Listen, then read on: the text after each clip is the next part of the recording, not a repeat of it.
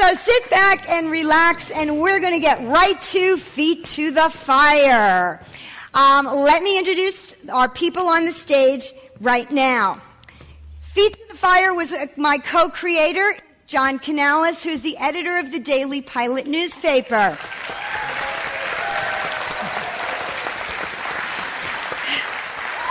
John came to me in 2010 with a crazy idea of doing a political talk show and having the journalists who know the candidates the best interview them. And here we are all these years later.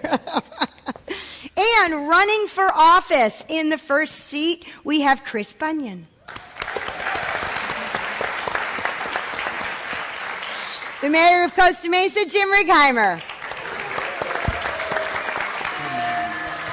Rita Louise Simpson. Al Maloney. Lee Ramos. Tony Capitelli. Jay Humphreys.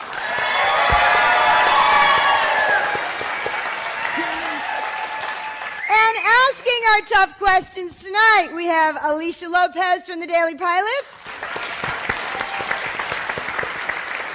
and Norberto Santana Jr. from the voiceofoc.org.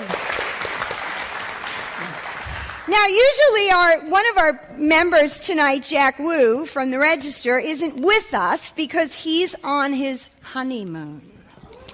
Yeah, so Jack got married. We were all very surprised someone married Jack. But, as my grandma said, there's a pot. And so Jack will be with us again on October 1st. Well, let's get right to it. So, Jim, we're here at OCC, which is a great campus. And the other day when I was here, someone raised the issue that you are known for being pro-development in the city, yet you're against the expansion of OCC. Are students and teachers not good for the economy? Where are you going with that? Yeah, it wasn't as much as that as what was happening with the development. First of all, they're looking at 2,100 parking spaces across the street over at the fairgrounds. The original plan showed the 2,100 parking spaces on the property itself. So from a traffic standpoint alone, just getting all the turning movements when you have a parking structure across the street doesn't work real well. Also on this corner here, they were looking at a 4-story hotel, which backed right up to the College Park residents and literally looked into their backyards. I since had that meeting, met with Dennis Harkins, and we're working on making sure that we have the facilities we need here at the school, but it doesn't impact the community as much. This school is about 22,000 students. It's going to about 29,000 students. That's all good. Let's see if we can work together and make sure it stays on the campus and doesn't go off the campus. Remember, the city council has no vote on how they do things on state property, and the school here and the fairgrounds are state property. Jay, what do you think about this issue? Well, in the process, it's nice to have the city start and take notice, but the college itself had 3 meetings, of which 2 of those meetings were fairly well attended. And I've been assured by the Board of Trustees for the Orange Coast Colleges that, in fact, they've heard the neighborhood. They've actually heard those folks, and they're rethinking how they're going to do that. How they get that done, I'm not sure. But they have already heard it. They've made comments, and they've actually made comments to the community.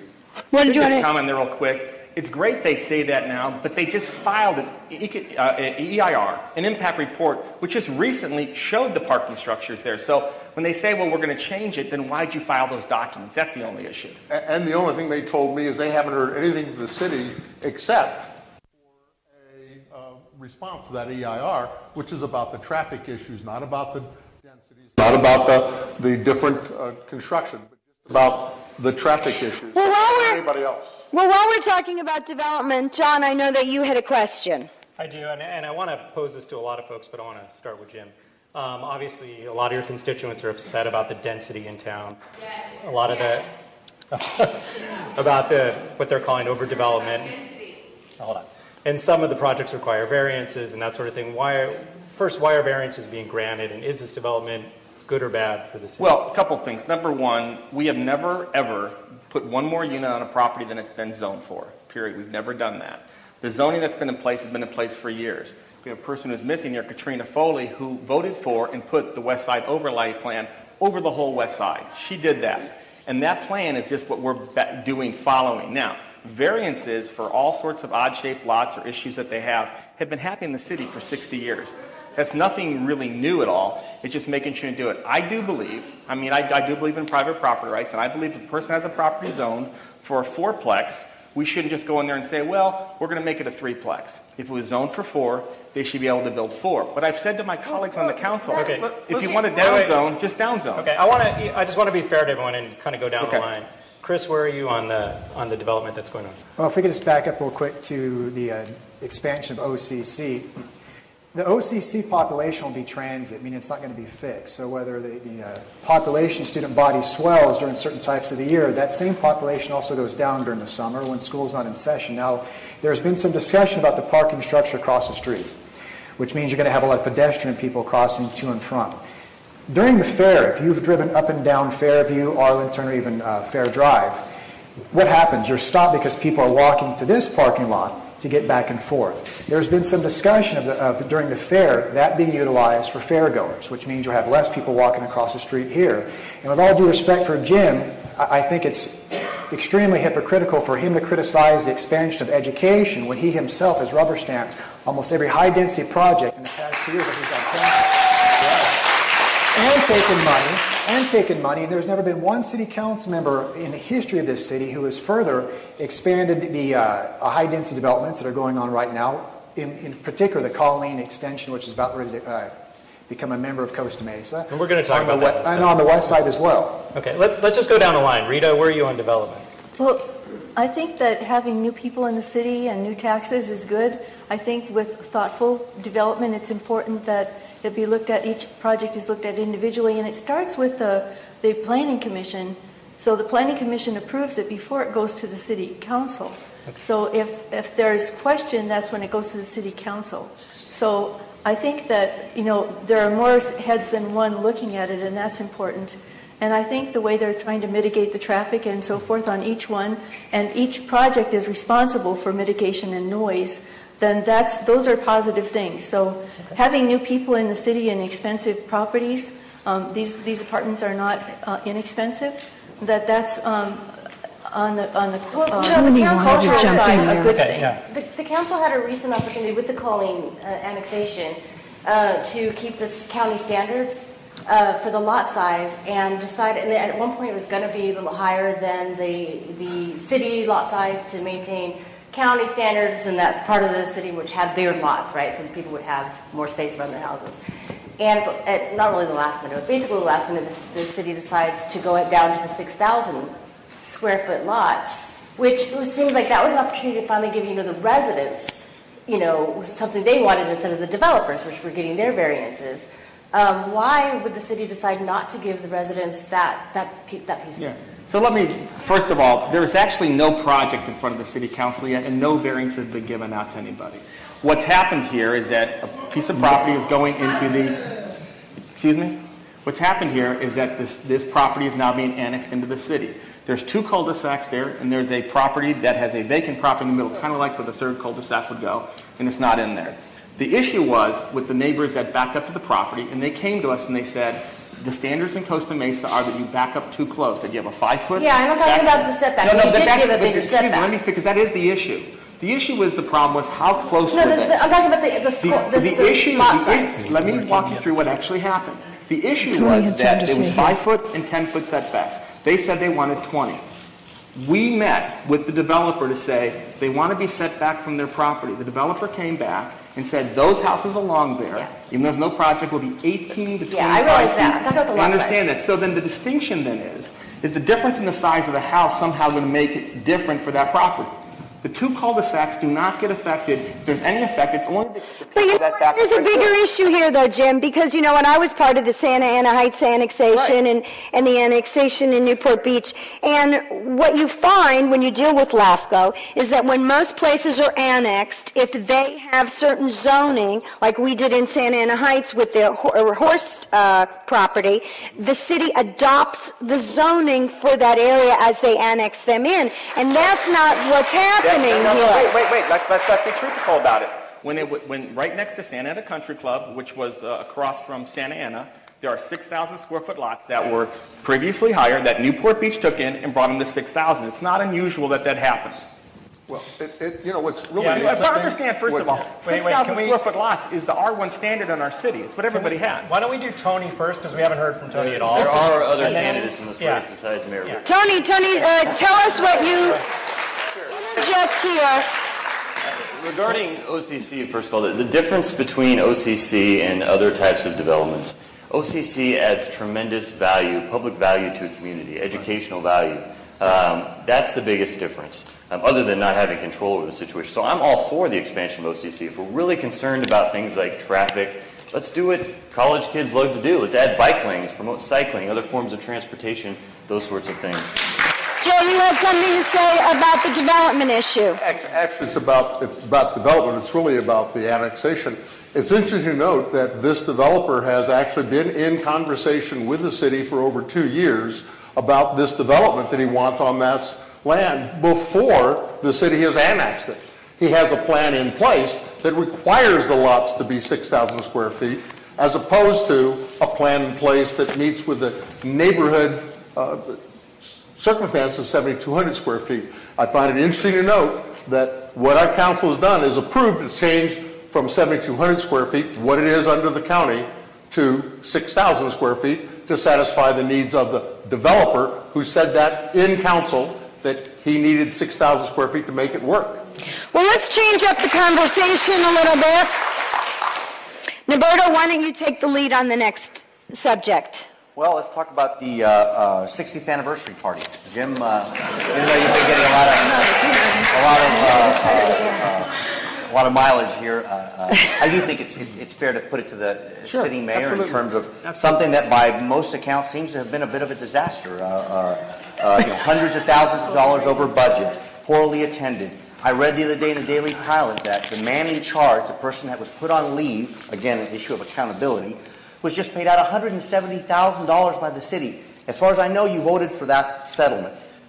So my question is, you guys, your new city council, let's say the majority, came on arguing that city should be run like a business. You stamped CEO on the top of the city manager and called them poof CEO and said we should be able to run this place with a much more network of outsourcing and, be a little bit more nimble. And yet in your first outing, on that track, you went right off into the guardrail and, hundreds of thousands of dollars over. What I'm curious is, what's your sense of what went wrong? And do you agree with the person who, I guess, did something wrong, Mr. Joyce, being paid out $170,000? And why is that man being paid $170,000 if he ultimately failed and, didn't follow city procedures? There's like a dozen questions there. Let's go for the basics on there. First of all, Mr. Joyce and the city council, as a 5-0 vote, voted to do the settlement. The issues that happened beyond that, the reasons why that settlement was done. But do you agree with that? Do I agree with it? You voted for it. I would say that I'm not going to get into a personnel issue, but in government, there's no accountability. In government, I'm telling you to lay off to fire personnel. We had a police officer having sex on the job night after night after night for a month. Wait, but let's go back to the Dan Joyce thing. No. Let's go back to the Dan Joyce thing. If you can't speak to Joyce, then don't speak to him. But don't tell me about 100 other things. I'm not going to speak to anyone when it's a 5-0 vote to do that because I'm not asking about the 4 other members. I'm asking about you. You're the one up for election. It was a 5-0 vote. All 5 voted for that. And I agree that the liability the city had under that. In that contract, let's talk about what happened. What did the city do wrong that meant that you had to pay somebody $170,000 of what some people call hush money? There's nothing in the agreement that says he can't talk to anybody he wants. Is he talking? Is he sitting down and doing interviews to people? He can talk to anybody. Can I finish? Sure. Here's the point.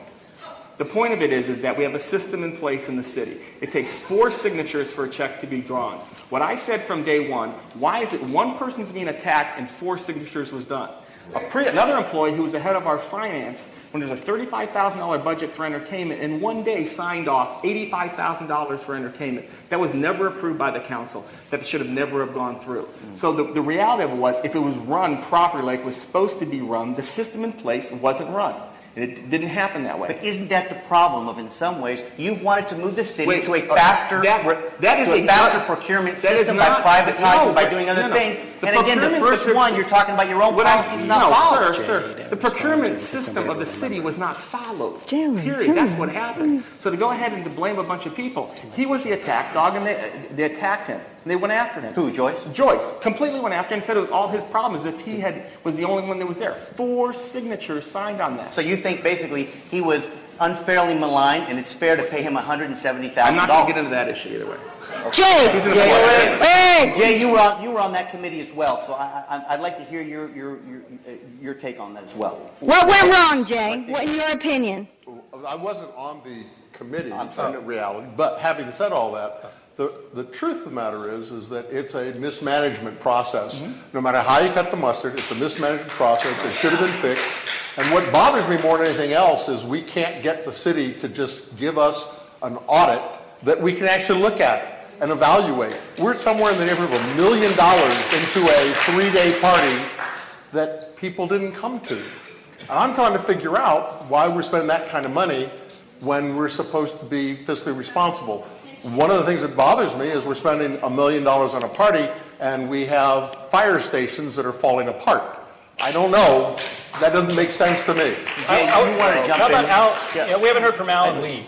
You guys, what are your thoughts? I just want to take a quick down the line. These are the kind of issues that are a perfect example of the distractions that we have and the kind of political hostility that people here are absolutely sick of. Let's talk about some real issues. We have people in the city on the streets. Real issues? You think that management of the city is not a real issue? It's of course mismanagement, but we don't have all the facts. You took $1 million and blew it on a 60th. Frankly, I never got the whole point of a 60th anniversary. We do not have all the facts at this point, so how are most of us on this stage? Well, you're not going to have a lot of the facts about a lot of decisions that you got to make because you're going to have to make them. Okay. How about, you know what? We haven't heard it all from Lee or Al. Okay, Al, why don't you tell us, what were your thoughts on the 60th anniversary? You had a $200,000 miscalculation. They spent a ton of money on rock bands, and the citizens didn't come in the attendance that was projected, okay? And you had mismanagement, okay? But there seems to be a perception here that you're supposed to have transparency on everything. We live in a litigious society. There are things you can say and things you can disclose and there are things you can't. That's an interesting approach. The city council has meetings. They're not all publicly held. They had 5-0 vote. They're not free to discuss these things because they could wind up with more litigation. Lee, if you get elected, would you have another anniversary party? How about a fiesta? Bottom line is we keep beating a dead horse. We had a problem. Bottom line, it was carelessly done. Irresponsible. Now let's get to the point.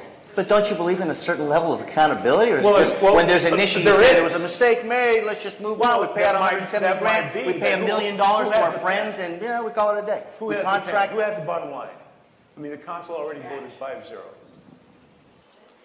Let's change tracks again, and let's talk about sports fields. And John, I know that you... No, I think Alicia's going to ask about it. Alicia, that's right. Alicia's going to talk about the sports fields. Got a couple of kids in the old Costa Mesa area here, and with Fairview Park, and there's just so much contention on whether to put sports fields there, whether to put nature, buildings there. What do you guys want to do? Lee, what would you suggest for Fairview Park? Well, serving on that has been quite an eye-opener for me. I come from the opposite side of the park. I was raised on the Back Bay, and of course I have a whole different outlook. I have learned to revere Fairview Park, serving on that council, on that committee. I would like to see the park stay the way it is. Okay, but here's my question. There is obviously a shortage and a need for sports fields. So if you don't put it there, where do you put the fields? We haven't done, I believe, a total study. I've researched with the school board. I've talked to the school superintendent. I've talked to the Parks Commission individually. And we have a lot of work to do. The fields are there. We need to come to the table, all of us, and it can be worked out. I think the bigger issue are nighttime fields. Rita, I mean, is this something that is on your radar at all about, nighttime fields for? We can get lights on the fields. In walking the city for this campaign, I've had the opportunity to talk to quite a few residents. It's just a matter of talking about it and educating the people of Costa Mesa what their need is. Well, you know what? I think this goes to kind of the issue of the council majority right now, that a lot of the people, I think this is why there's such, vocalization in the community right now, put it nicely, because there is a strong feeling that there isn't a lot of talking, a lot of listening going on. And I think that some of the ideas, the charter, some of these ideas aren't necessarily like horrible ideas that people like automatically, but it's the approach. It's the idea that if you go to the council meeting, they're not listening to you. And I'm wondering maybe, if someone else wants to speak to this. No, Chris, can I answer that because I'm up at the council dais? Yes, you are. I'm up there for 4, 5, 6 hours. I spend, hours during the day. I spend every night this weekend. Listen, I'm a dad with 3 kids and a family trying to do the best that I can. Let's go to Rehab. And I look at things maybe differently than some people do. I understand that. But when people come to the microphone, I listen to everybody. The issue is that they think that listening means... Agreeing. Listen, please, listen. This is very important. I'm elected to use my best judgment. And that's what I do, my best judgment. And I listen to people. And if it makes a change, we make a change. But because we don't do what somebody says, if it's out of our best judgment, that's why we're putting. But I think the problem people have is that there's the recent negotiations with the city employees. Yeah. They felt, it seems, that there was a nice negotiation going on, a compromise. But that was one of the first times I've heard that come out of this council, that there felt like people were listening to each other. And I think that maybe a different way of speaking to people or something needs to happen for people to feel like they're actually being listened to, taking some ideas from different sides of things. Doesn't seem to be happening. Tony, do you have an idea of how you can work she's with testifying. parts of the With all due respect to Mayor Bickheimer, in politics, perception is reality. And whether or not he is in fact listening to people or not, that's the perception. And it's going to drive public opinion. And because of that, you're unable to build consensus and do these so many needs that the community has, such as homelessness. Right. You can't, we have a 5-member council. We don't have a 3-member council. This isn't the U.S. House of Representatives. So how do you get people to feel like they are being listened to? What do you do? Well, I personally feel immediately we need to get rid of the public comments policy and revert back to the old public comments policy. Whether or not... Absolutely. I understand there's some justification for it. Other cities have similar things, but clearly people feel like they're not being heard. City council has both an executive, legislative, and judicial function. I think what's missing is that judicial function, or at least people feel that it's missing, and I'd like to see that brought back. John, you wanted to jump in here for a minute. We were going to talk about the public We have it, yes. Yeah, we're going to talk about the public comments later, but since you brought it up, I just kind of want to see, how do the other folks feel? Would you guys switch back to the old comment system? And for those of you who don't know, in the old way, people could speak before the council meeting, and now they let 10 people chosen randomly speak, and then they trail the rest to the end of the meeting. And so, what do you think, Chris? What's the best way to do this? It's one of the keystones of my campaign platform is to bring the public comments back at the beginning. My opinion is the reason why Jim got rid of it is because there was an hour and a half of people standing at the podium criticizing him. And there has never been one city council member that has talked so much trash back to speakers. Jim has said stuff as people is walking away. You have the council majority texting, probably each other from the dais. If you went to In-N-Out and talked to people behind the counter and they lipped off to you like Jim does to people that speak, he'd be fired. I take a lot of offense to that.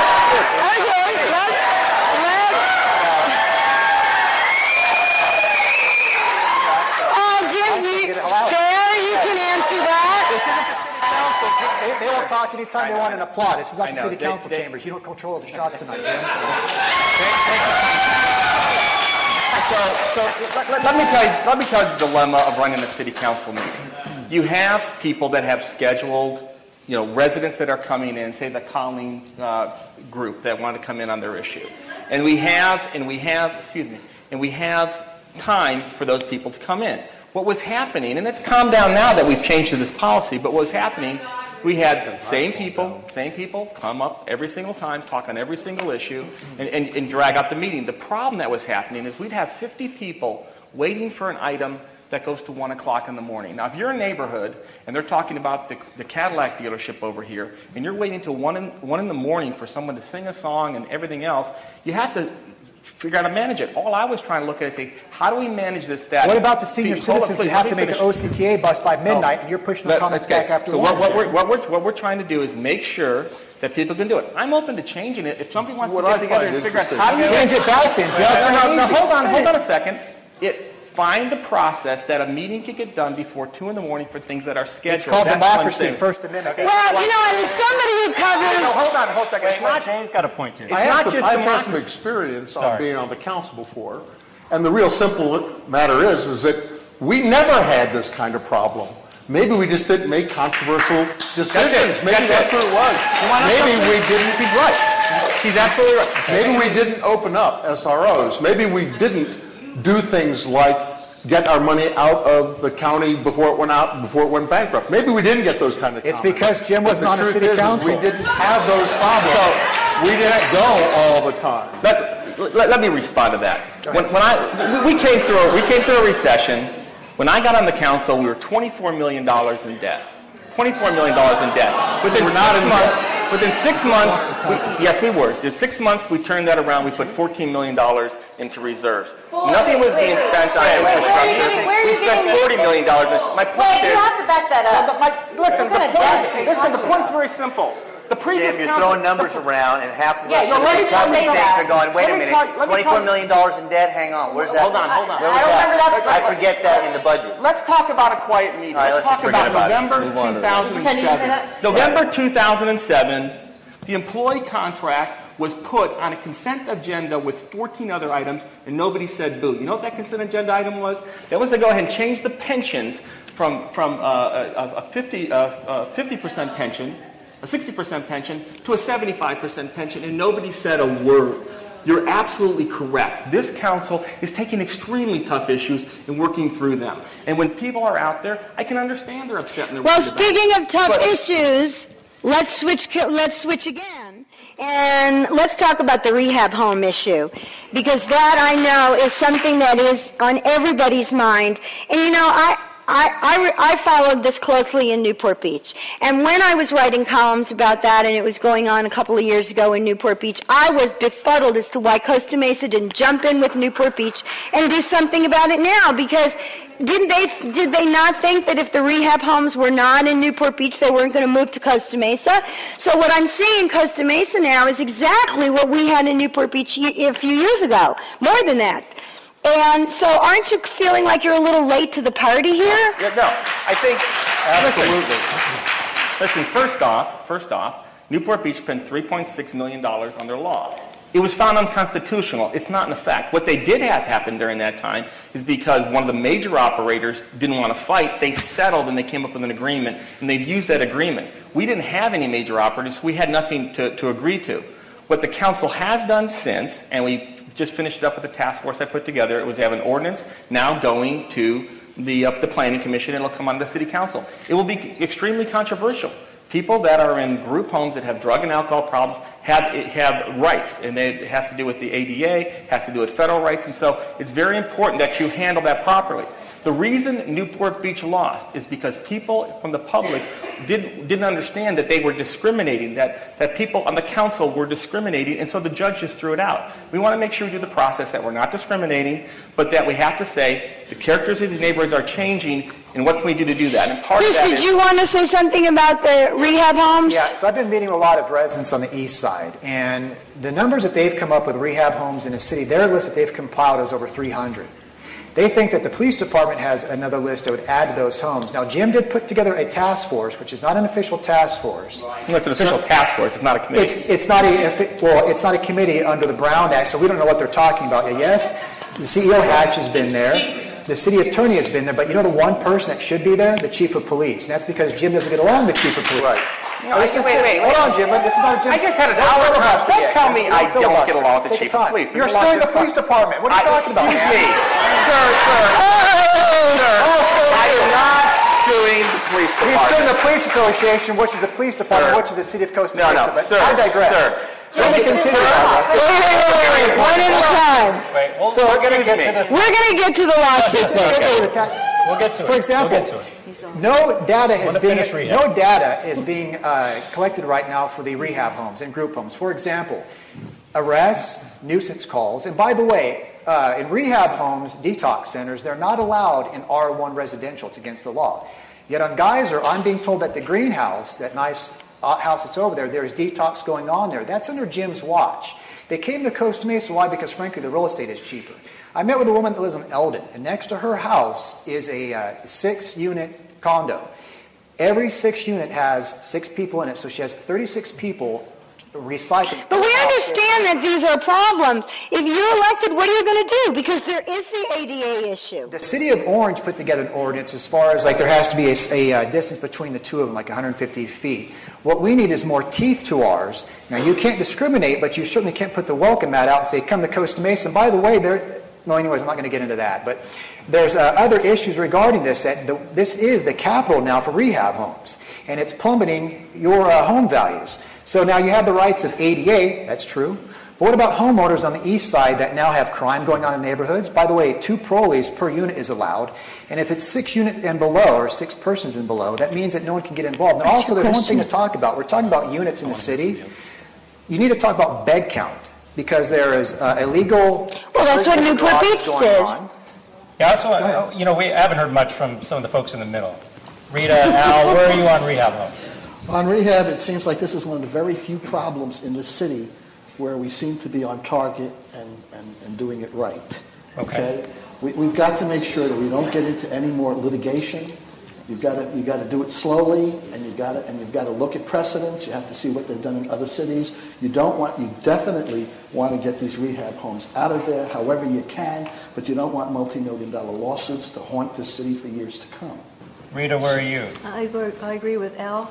I think that the rehab situation is very complex. I don't think that you can easily solve it, and certainly with the fear of litigation, that's not good.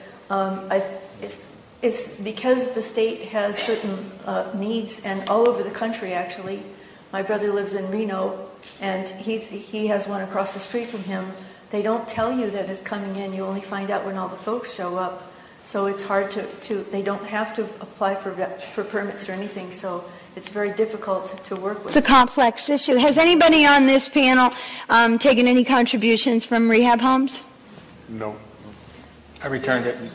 You returned it? Yeah. You did get a contribution and you returned it? How much? $1,000? Yeah. Well, let's change tracks once again. Actually, I have one comment.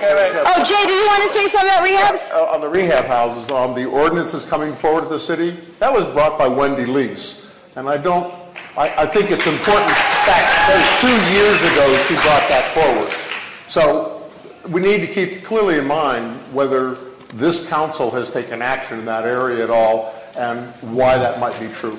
Well, but you know what? I'm sorry, Jay. I still feel that when Newport Beach was going through it and it was a hot topic there, Costa Mesa should have partnered with the city because they were stronger together than they are apart. Bob San Clemente signed on to this too, though.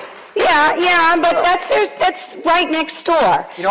Meeting with the people of Take Back Our Neighborhood, they admitted that they didn't put the throttle soon enough, because now we're overwhelmed. Yeah, you definitely, the city is overwhelmed. By the way, part of the ordinance does have a 500-foot, it'll be between 500 and 700 feet. The limit, it'll be based on what the Planning Commission does, that the houses have to be separated. Tony, do you want to close rehabs? Sure, I can do that. Actually, let Lee sip your water. Lee, and then Tony will close. All right. On this issue of rehab homes, I think our city is politically fractured on it. I've looked at it for a year. And I live on the east side, and we're heavily, a lot of homes. I believe that we have all the data that we need. When I say politically fractured, we got to find a way to come together. And I think if we come together, I think we can get out of this. And you're right, we were careless. We didn't see it coming. Right. There was a group in my neighborhood that stepped forward. I give them a lot of credit. I am not with that group. Running for a campaign, I stepped back a little bit. But they had the right track. It makes no difference, Jay, who brought it to the city. This is the city of Costa Mesa. We have an issue. And I take issue sometimes about, well, I got credit. They got credit. They brought it. Orange did this. Stop it. We are politically fractured on this. We need to step together as a city and make this thing go. Johnny, do you have anything to say about the rehab issue? Sure. I mean, obviously it's a huge problem. One of the issues that it does cause that's kind of not widely known is it does add to our homeless population, which is a huge issue. But again, you don't want to fight a losing battle. I mean, we actually are joining with Newport Beach now. So, the lawsuits have already taken up a huge portion of our budget. I just don't think it was something we wanted to get involved with initially. Now, let's take a look at it. Well, let's change tracks once again. One issue that is a very important issue in every campaign is public safety. And I started to look at some of your websites today, those of you that had websites. And Lee, you only had a few lines, and when I clicked on it, it wouldn't click through. Chris and Tony, you don't even mention it on your site. And I didn't see it. That's not true. I have a 4-part plan. The 4th point is to improve public safety, and it includes adding and retaining quality police officers. I did not see that, so I stand corrected. Thank you. I looked at that today. John, let's talk about the public safety, because that is on everyone's mind with the police department. Okay, yeah, and I think in a lot of ways this is probably what people think is the most important issue facing the city right now is the kind of the police staffing, the staffing levels, the kind of the tension between the police and the council and all that sort of stuff. So I want to just kind of start with the figure. Right now, the CMPD is what, at 108 personnel? Does that sound? Is that about the right figure? I don't know that to be true. Okay, but I mean, we're budgeted for 136. Yeah, so we're budgeted at 136, and right now there's about 50 available for patrol when they're budgeted for about 65, 64. No, patrol's been at 50 for 51 or 2 for years. Okay, that's what it's staffed up for. Okay, it's always been the same. Okay, so I mean, basically, the community feels like the staffing is too low, and that too many people have left the department. How did we get here? Why are we here? Is there a plan to increase police staffing, or do you want to keep it where it is? I mean, what's the situation? Well, first of all, look at the question is the community is saying X, Y, or Z. I think because people that read the Daily Pilot, who write in back and forth to make the comments, aren't necessarily all the community. The issue in the community with police is, are you safe? Is there crime? That's the issue to look at. Has the crime level gone up? And the crime level dropped last year by 13%. This year it's down 2%. So, well, part 1 crimes are down, right? But there are other categories that are up. Correct. Okay. And so one of the things you have to look for in crime is crimes caused by who lives in your city and who you attract. We could triple the police force tomorrow, and crime's not going to change much. What you have to look at is what you attract. We've been working extremely hard on the motel issue. Because the motel issue, when you look at the low-level crime, and we're going to get to the motel issue. The breaking into cars and those kind of things are happening. Again, with the group homes, when they get kicked out of a group home, they end up at a motel, we have this problem. So the issue is to find out what attracts crime to your city and to work on that. I would talk to Chief Gazy the other day for over an hour, and we went through the whole issue of our police department and how we're set up. Bottom line, in 2008 and 2009, 4 years before I got here, the council in all cities, just about all cities across the country, were backing down the amount of police they had because the budget crunch was coming and happening. And so that went down. And now the cities are all coming back and doing it. We've put in a program to hire more officers, and we're hiring more officers on a ratio compared to any other city around than anybody else is doing. We just did 5 more out of the academy. We're picking quality officers. One of our officers was number 1 in the class. So just before, I'll get to you, Jay, but is your goal to get back to 136? Absolutely. Okay. And do you have a timeline on that? Is that something you can pledge to do in the next? Yeah, well, if you look at the numbers, I asked the chief again, the numbers, by the end of the year, we'll have about 24 hired. And then they'll go through the process. It takes 4 to 6 months to go through training, and you continue to bring them on. Remember, we're still retiring about a dozen a year, so we got to do a dozen a year just to keep up with the number and then add to that. And what we said to them was, do what it takes, and we shifted the HR department to have separate staff just to help get through the backlog. Hey, but wait a minute, Jim, it sounds to me, with all due respect to you, Jay, that I just have one quick follow-up question, which is, you're saying we want to get back to 136. Yes. But at the same time, I've heard you in other forums, and I think it's one of the most interesting things that you talk about, which is crime is stemmed from a lot of different things. And Correct. it's not just police officers. But now you're saying that you want to go back to 136. So in a sense, are you kind of wanting to have it both ways? On one hand, you're talking about system change to try with root causes of what causes crime. But now you're up for election. I hear you saying, well, we'll go right back to 136 no, not because back to numbers equal safety. Is that really kind of a not true? With the highest crime that we had in our city 10 years ago, we had 165. The crime has dropped through demographics and all sorts of reasons, and you don't necessarily need that. We had one time in this city with Newport Beach, had 9 helicopter pilots, 2 mechanics, and 3 helicopters. Those, you don't need those anymore. We're getting that service from Huntington Beach. Do we count those officers? No. Do you think police are too toy happy? Do you think that police... Do you think that police are too toy happy? They like helicopters and cars? I think helicopters are great on larger areas. They shouldn't be in one small city. They should be in larger areas. And so we do now have Huntington Beach and Newport and Costa Mesa together. We buy service from them. It costs us about 20% of the price. Jay, did you want to jump in here? Well, there's 3 or 4 things involved here. First off, of those 108 officers, 16 are on the injured list because of all the overtime they have to work try to keep services up. Secondarily, so we're not at 108. Secondarily, the council's own consultant said that we should have 135 to 134, and that should be worked out about 140 to make sure we keep that number. Unfortunately, because of the hostile attitude that has been between the police and the council for the last 4 years that I know of, the problem is that we can't hire laterals. We hired 5 people from the police academy, and that's wonderful. We got 5 people, 2 are gone. And the problem is that the faster they come on, those folks have to be trained up, and that's another 18 months to get them street functional for our city. So all those things are all well and good and said, but we get talked about all the different people that are applying, but it's interesting to note that very few people actually qualify because we're not getting the top quality people, we're getting somebody in the bottom end of the group. So it's a very hard list to pick from. I know. Let's hear from the others, just to be fair. Chris, where are you? Where are you on the police situation? So just expanding off of what Jay was talking about, laterals, other cities, no one's coming here to lateral to us. They're moving out. So you're not getting cadets with any experience. You're getting these new jacks on the street. And from start to finish, it's 18 months.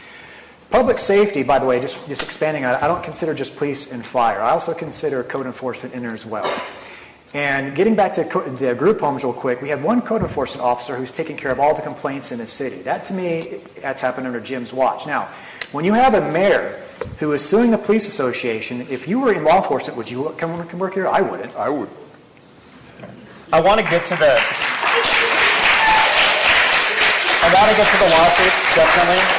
And I think we should talk about that. I do want to hear where the other candidates are, what their plan is to get to 136. It takes a long time to hire a single police officer. So how are you going to... By the way, it's 12 months, it's not 18. It's 6 months in training and 6 months. So how are you going to hire, maybe Tony, how are you going to hire 28 cops next year? There's no way. Next year, I don't know about that. But, the reality is I actually have a couple of good friends, and this is the truth, that went to other departments because they were concerned about the hostility we have here in Costa Mesa. Again, it's one of those issues where perception is reality, regardless of whether or not it's really an issue. We need to recruit quality police officers, and the way we do that is to come together as a city and fix problems. And this is one of those issues. Lee, would you increase the police department? Would I? Lee, how would you do it? Where are you going to find the money? Well, when this came about, I sat down with our city manager or CEO, and he actually was the person who wrote the new program after they had advice of what the police department should do.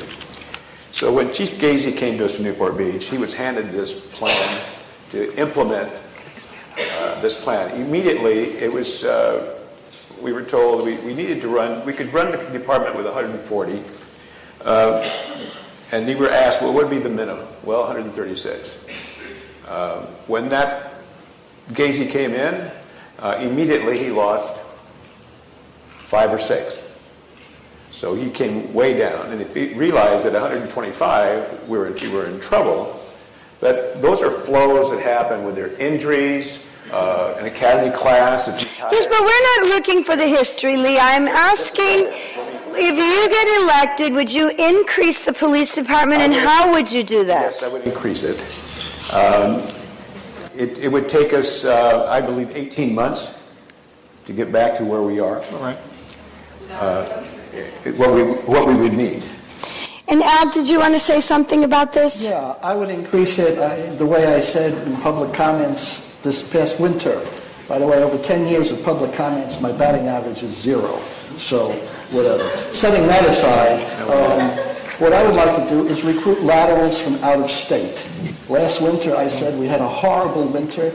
There's got to be people in Detroit and Boston and whatever, decorated police officers who can hit the ground running, who would love to come to lovely Costa Mesa. Interesting idea. And nothing is happening. And my concern is that in 2015 or 2016, we'll be back up to full force with a bunch of rookies instead of experienced policemen.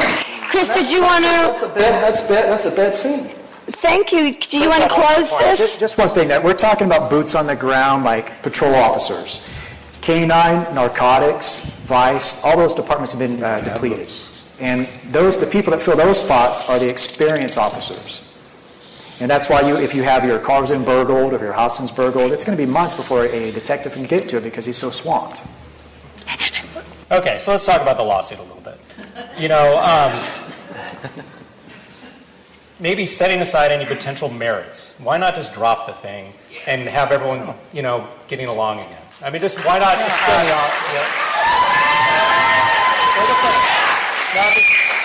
This isn't an advocacy. I'm just asking, why not extend the olive branch and heal the relationship?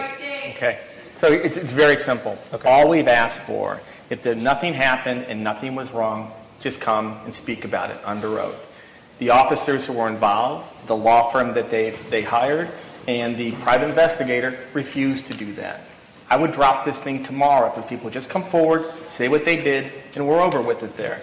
But I think what you'll find is what was really happening here. This law firm represented 130 police officer associations throughout the state. This law firm went ahead and did things in other cities like extortion to city councils to get the kind of votes they needed. The district attorney did not get involved in this case. There's nothing there. The FBI is still involved in this case, not because there's nothing there. All we want is them to do it. And then over the last year and a half, they've done every trick in the book not to get in front of an oath just for a deposition. If they would do the deposition, I'm saying right now, if they would do depositions, show they were clean, we're done. But they refuse to do that. Now, what about just meeting with them privately? You guys sit down face to face and they tell you what happened. That would be fine also in there. Here's the issue. I mean, it's a very simple issue. You had a police association hire a private investigator who tried to set up an elected official for a DUI. It was a complete false rumor. You had, during an election, a police association hire a private investigator who put a tracking device on an elected official's car. There is please don't. The district attorney has all the proof on that. That's not a problem. So the fact of the matter is, if we're going to live in a society where you can just go ahead and put tracking devices on an elected official's car to get what you want, and why did they do that, by the way? They didn't do it to use it for some campaign purposes. They do it to find, your girlfriend, your boyfriend, whatever the issue is, and they use that to extort you to get what they want. That's a problem. And that's what this lawsuit's about. Jay, did you want to say something? Well, this is all well and good, but it's all proof positive why there is such acrimony between the police department and the city council, and why we don't get lateral people, and why we don't get lateral people, and why we don't have people coming in droves to actually come to Costa Mesa to be hired.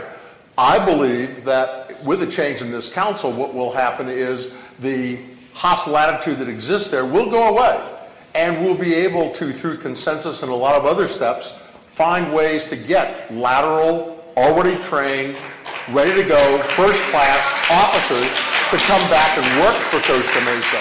A number of officers have gone to other cities and they're perfectly happy to have gone there, those guys can probably be brought back in a lot of cases because they really want to be here, but they decide to leave for their own benefits. Roberto, you want to jump in here for a minute? I just have one last question away for Jim, because in some ways it's what you're arguing with your lawsuit against the police association, and as you said, the FBI is involved because part of what kind of the undertow of that lawsuit is that there's a system, and it is connected to the police department.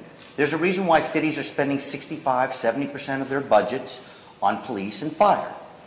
Part of what it seems that you're arguing in your lawsuit is that this is a system that goes after targets council members and looks for more resources to come to them in employee contracts. So it does seem, I mean, earlier you're saying that it's not the police department, it's just a police association. But it does seem that you're targeting or you're going after a system that is intertwined. I just think it's fair for you to speak to that issue. Okay. So again, it is the police association who we negotiate the contract with. This law firm that represented 130 had this structure set up that we would have increases in pay based on neighboring cities, based on formulas of what's medium, and they define what medium is. Do you think there's a system to gin up? Do you think there's a collusion between police departments and police unions to drive up police pay? Not police departments, because the police department is part of the city.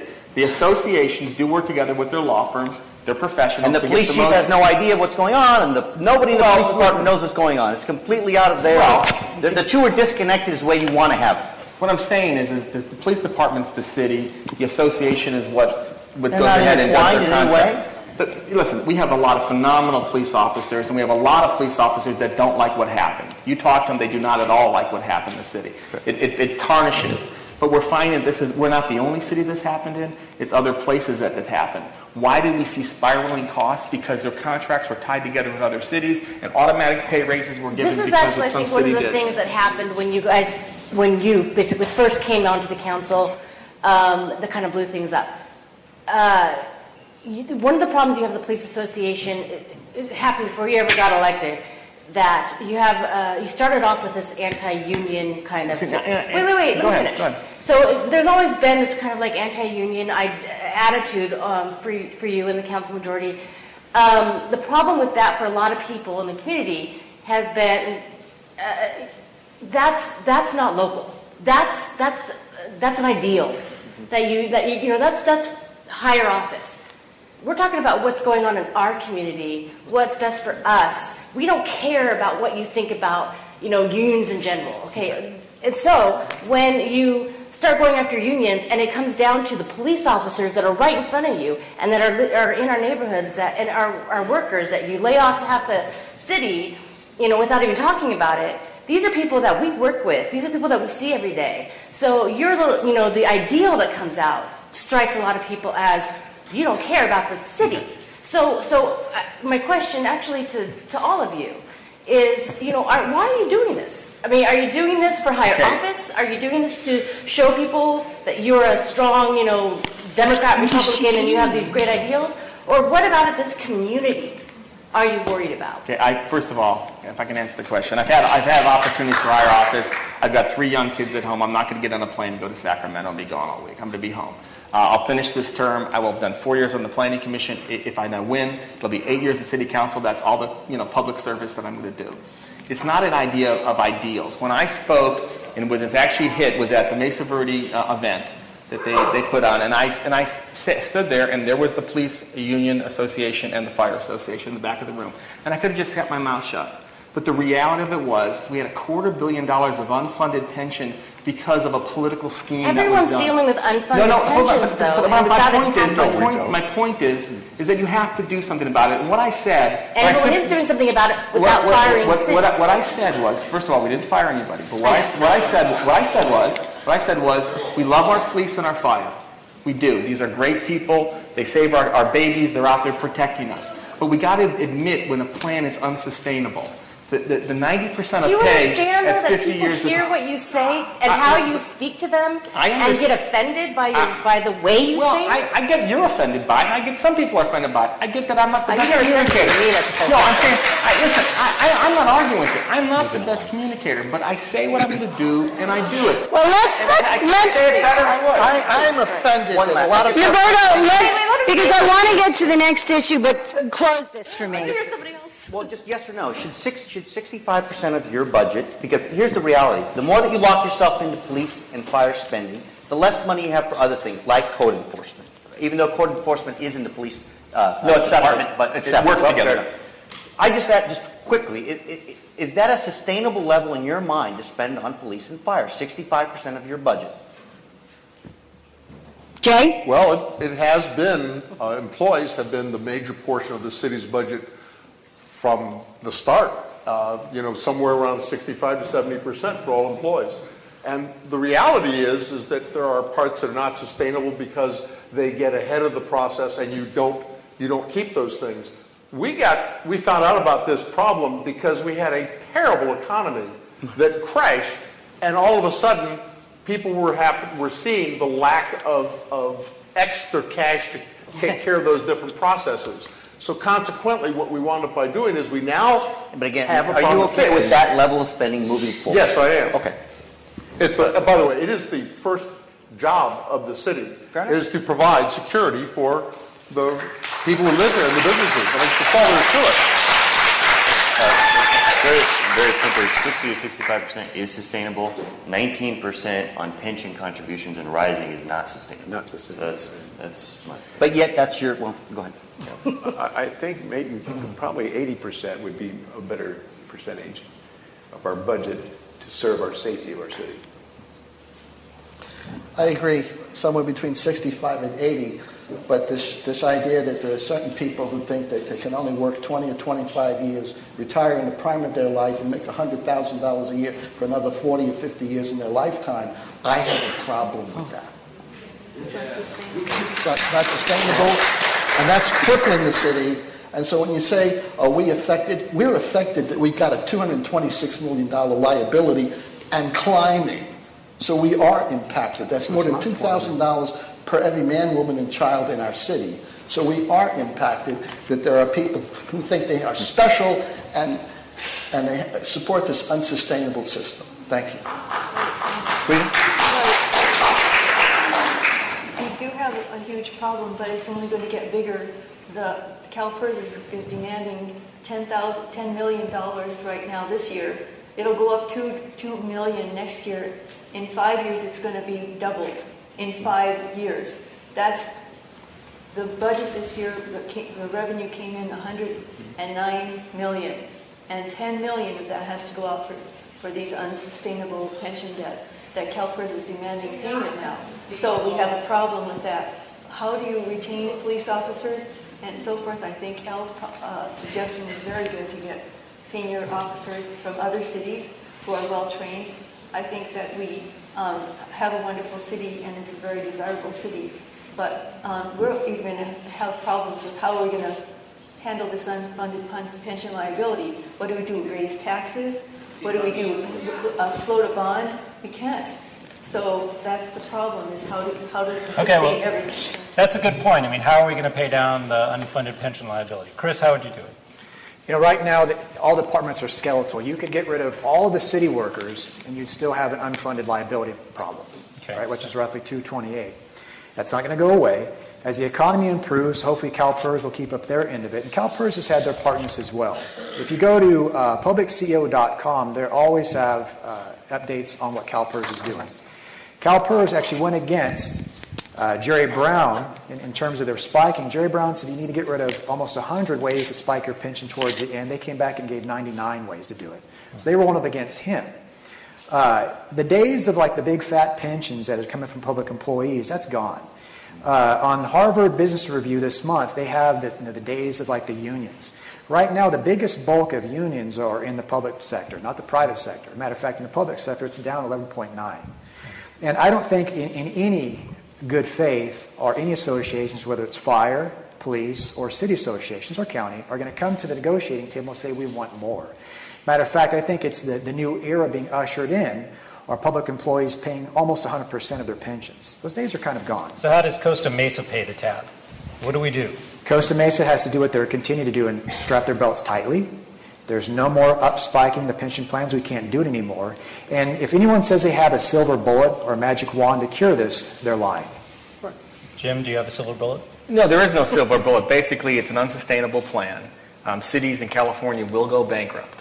When it goes bankrupt, the structure will change. Basically, CalPERS is a political organization. There's 13 members. 6 of the members are either in unions or retirees, and they want the plan.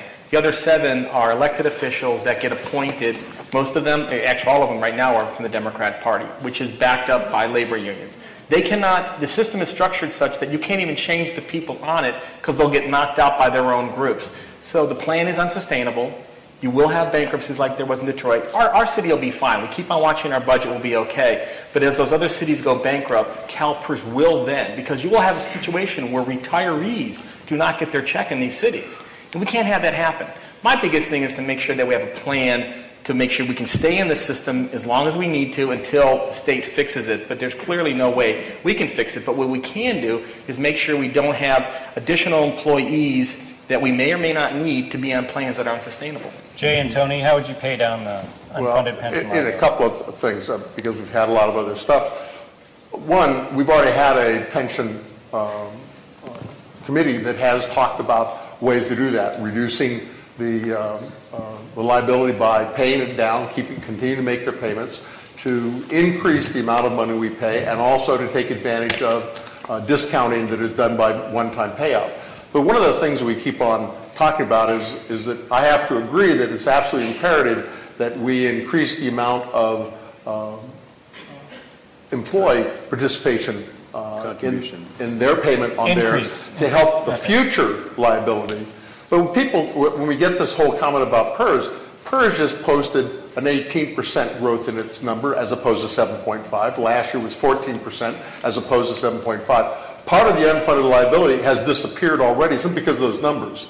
And one of the final ways to get rid of the liability over time, it's not going to happen overnight, and I don't think so, but is to make a new offer to people and say, instead of taking your money for your entire actuarial time, get a one-time payout that is somewhat reduced from that, and have that in the contract. It's an option. They choose whether they do it or they don't do it. It's not a mandatory.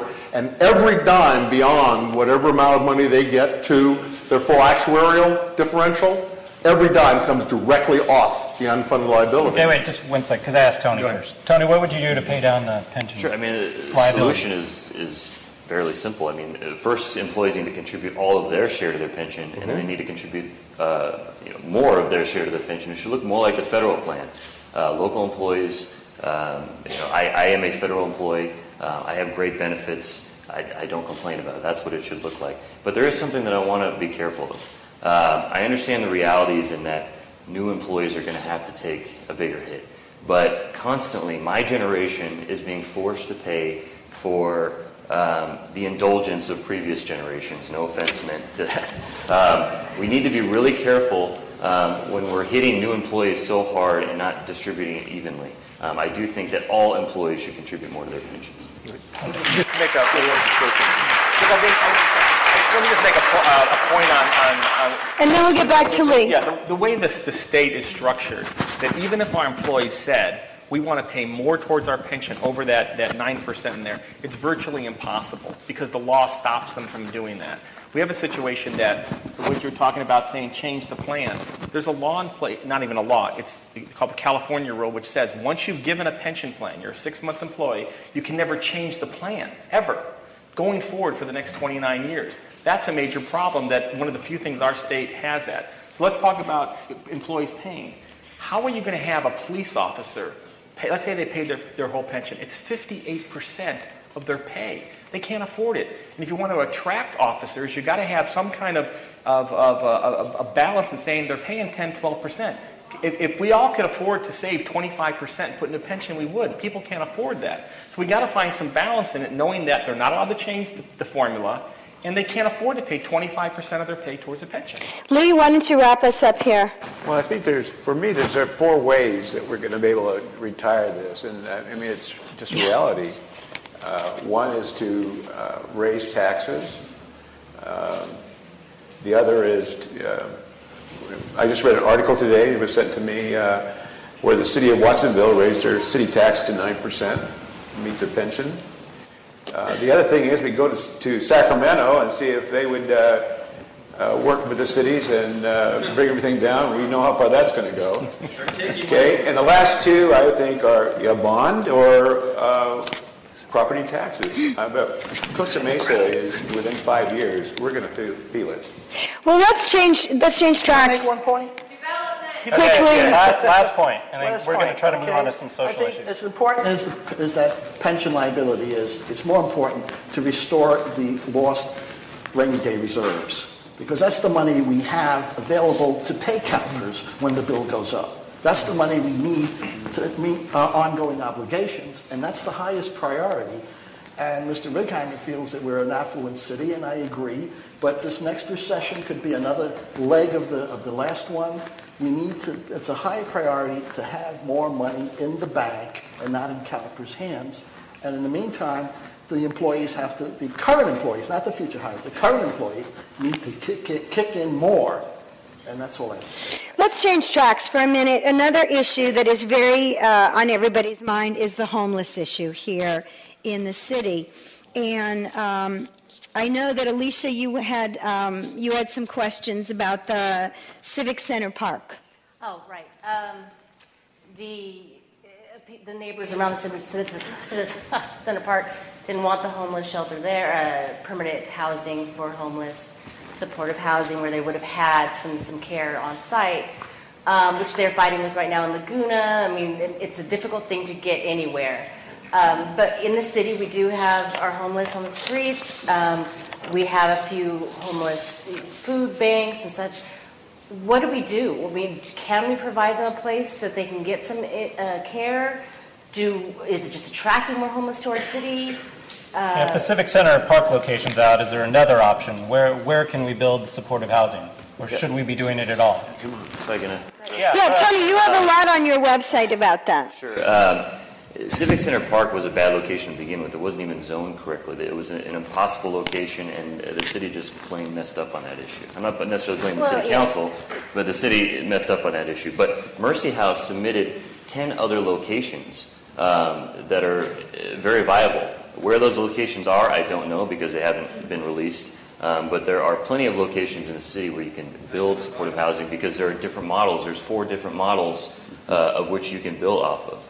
But it's not. The biggest problem is always going to be the buy-in from the residents, the neighbors. So how do you win them over? You don't put it in an area where it's surrounded by residential neighbors. I actually live right next to Civic Center Park. I live in Monticello, so I was at the meeting to support the plan if it was going to happen, but it was a struggle for me. But the other problem with that is it wasn't near any grocery stores or any other services that are essential to supportive housing. There are plenty of locations that are not surrounded by residential neighborhoods that you can build in. One of the locations I've heard is over by Trader Joe's, where it's surrounded by an industrial yard. There's grocery stores. There are other. Well, many of the homeless live in the motels, which you're trying to clean up now. So if you get rid of the motels where the people live, where do you put them? Is that for me? One of the criteria that has been done before very successfully is to actually develop SROs, and those are replacing some of those motels, single room occupants, single resident occupants, and they also have what are called single family, small family occupancy facilities. They have rules, they have potential for treatment, they have a variety of outreach to other social services, and we have successfully made those before in the past. We made the model for the county back between 1994 and 1992, as a matter of fact. And the bottom line is it helps give a home, a physical home, to a homeless individual who wants that. And that's one of the things we are not doing. We're not providing. In fact, we're actively taking away the housing available for homeless people. And that becomes a travesty. I'm sorry. We need to make sure that we take steps, and we can do it. We've done it before, and I don't understand why the city can't do it now. When you're talking about subtracting housing for homeless, are you talking about the motels? Yeah. I'm talking about motels, but I'm also talking taken motels and convert a motel to an SRO. Unlike converting a motel that we've been told are run by slumlords, and I think I want to become a slumlord, I think, under this one, and convert a motel of 234 units to 236 high-rise luxury apartments overlooking the golf course. I think I want to be a slumlord if I get that. Lee, did you want to jump in here? Since you're saying that we've had these, and then where are these places? Say it again. You said that we had this, that we were a model for Orange County. Where were these places?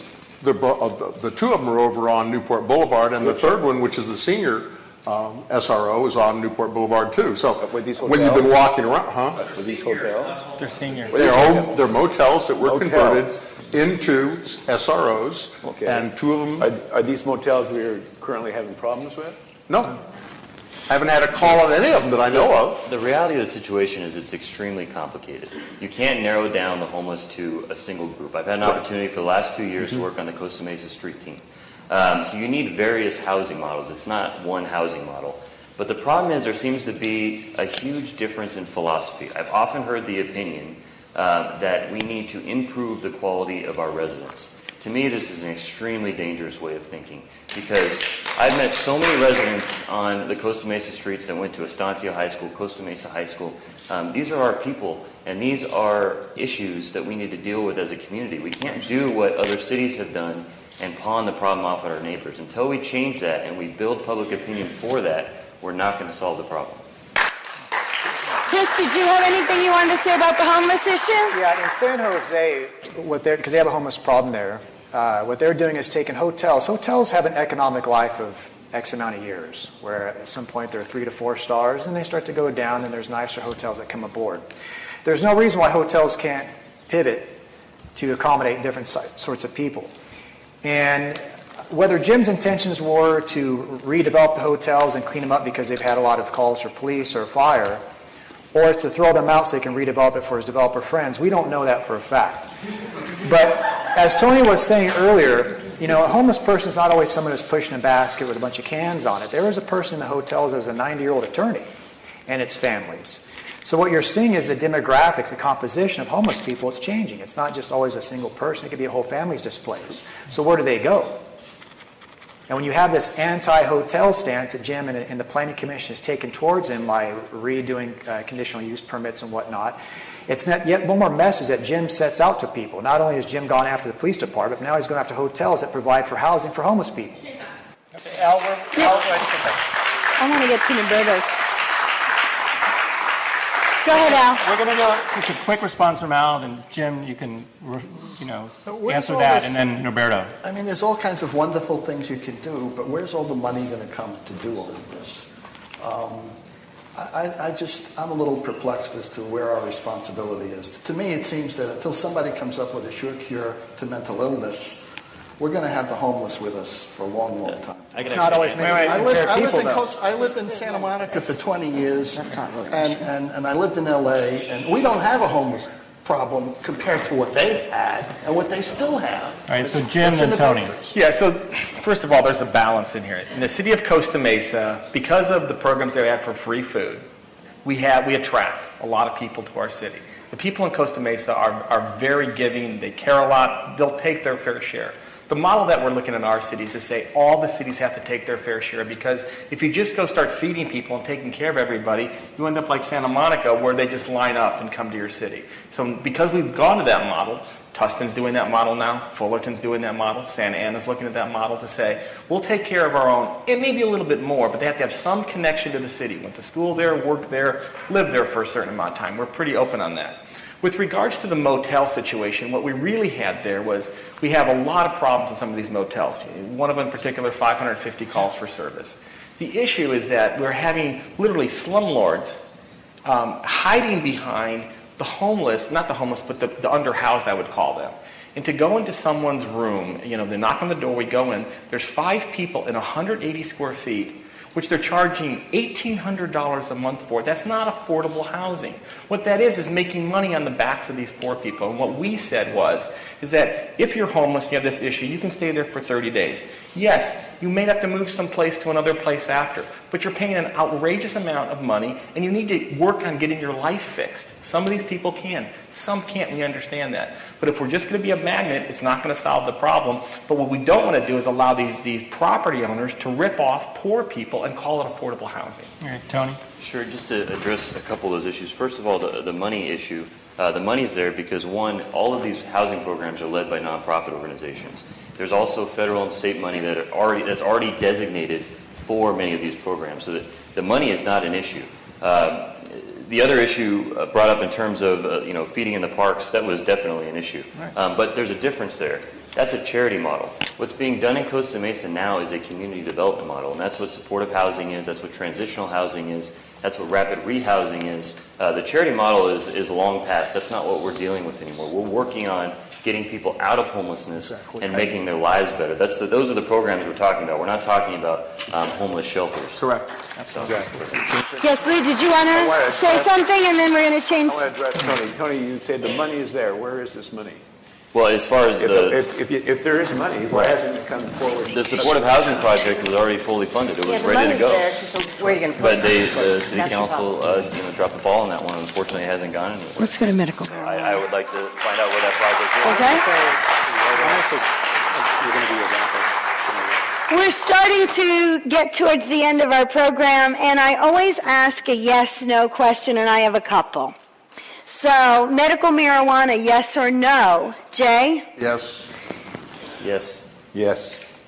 No. No. If it's not medical, no. Chris? Yes. Okay. Now, there was, I've recently written about the ways of expression in Costa Mesa during this election, which has been kind of strange. Messages on toilet seats, yes or no? Yes. I wouldn't do it. No. No. No. It's not classy. Chris? Yeah. It's funny, we had this debate in my house, and my husband thought that this was an okay thing. I think as a woman, I'm offended by it. It may be a gender thing. Rita, did you want to say something about the toilets? Yes, there was a problem. There was no paper. The job's not done till the paperwork is done.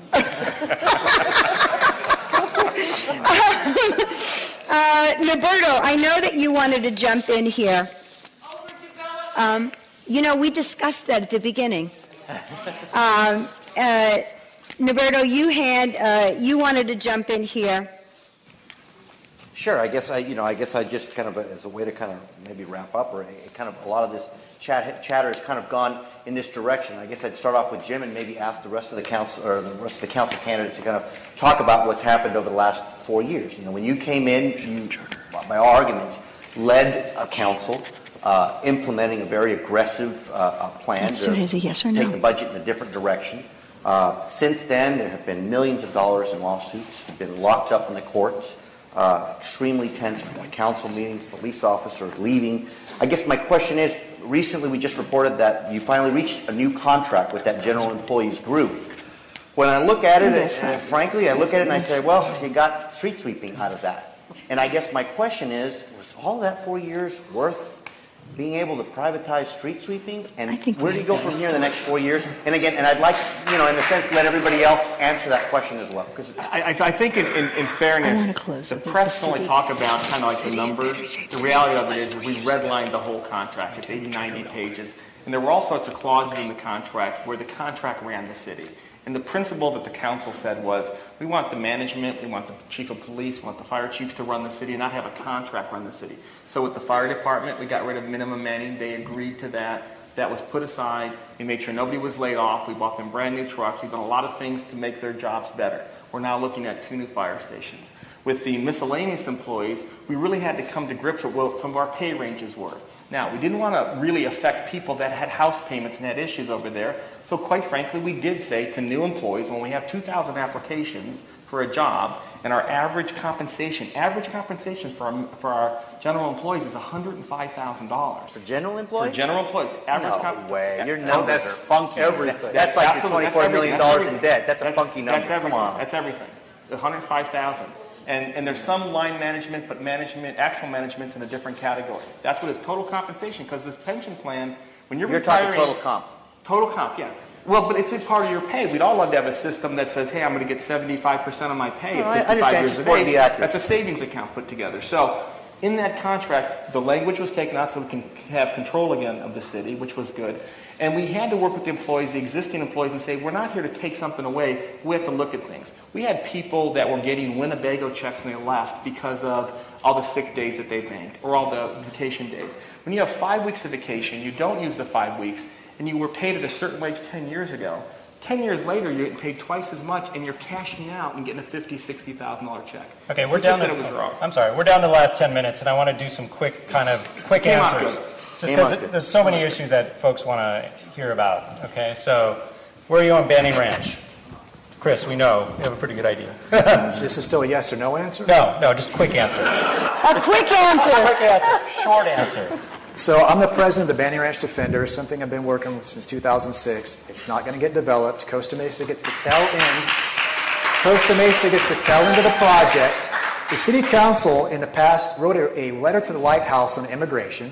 Jim has stood up and combined himself with the 5 cities regarding the recent OCTA or Caltrans debacle. Totally. But yet the city council majority has been reticent on standing up to Newport and saying, you're not going to stick us with the traffic. Why? Because we have a pro-development council majority. We're going quick. Jim, Banning Ranch.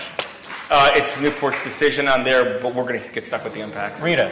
It's with the Coastal Commission. We have to wait and see what they do first, and then we have to renegotiate. Al.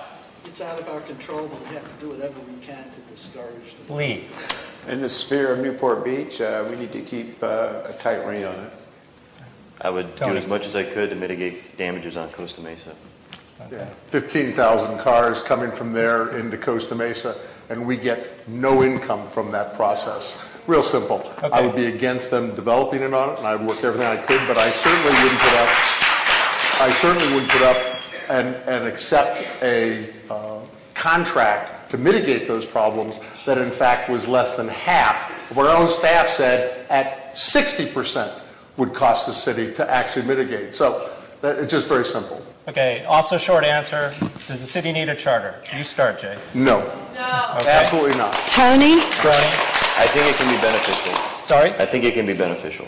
And Lee? Yes, it's time. Yes, I think over the long run it will be beneficial. Okay. I think it's beneficial. We need to carve out some of the general law so we can handle our municipal projects ourselves, and that way we don't have to go to Sacramento for everything. Well, we know how you feel about it, but I have one question. If this goes down with the voters, will you try a third time for a charter? No. No. Chris, yes or no, charter? No. No. We're done? Well, we're out of time. We've covered a lot of subjects. It's been 90 minutes of fun. We thank all of the candidates and wish you well. I thank my fellow journalists, and I thank you for coming and supporting us. Good night.